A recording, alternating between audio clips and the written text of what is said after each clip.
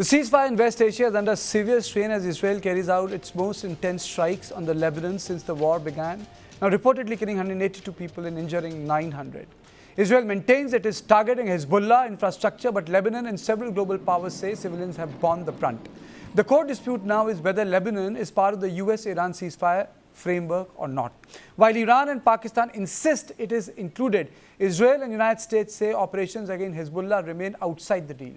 At the same time, the Strait of Hormuz is seeing a sharp drop in vessel traffic, raising concerns of a wider economic impact. The question is whether the ceasefire is already beginning to unravel.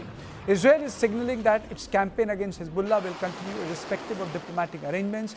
Prime Minister Benjamin Netanyahu has made it clear that the strikes will persist until northern Israel is secure. The Israeli military says it is targeting operational logistical nodes of Hezbollah, but the scale and the speed of the attacks have intensified scrutiny over civilian impact. The consequences of the Lebanon strikes are now extending into global trade routes. The Strait of Hormuz, a critical artery for the global oil shipments, has seen a dramatic slowdown in vessel movement. Iran claims the disruption is a direct result of what I call a violation of the ceasefire, while the United States maintains that the maritime security will be ensured. Global reactions have been swift, with multiple countries warning that the scale of Israeli strikes risks pushing the region into deeper instability. Several leaders have called for restraint and for Lebanon to be included within the ceasefire framework to prevent further escalation. Does Lebanon hold the potential to derail the peace process, if I may use the word, because it's a ceasefire? Yeah, thank you for having me on. I would say it's not to Lebanon, it's Iran. Iran is trying to establish a ceasefire for its proxy, but without discussing it with Israel. Iran doesn't recognize Israel.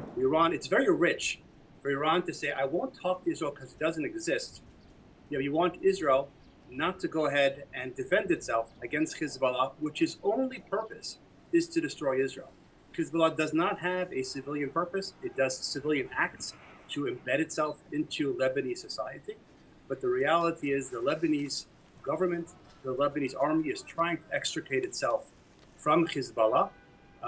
And Israel has no option. But Israel is not going to stop attacking Hezbollah because Hezbollah wants to destroy us. As simple as that. So it means that the operations are going to continue even across the Litani River? Yes.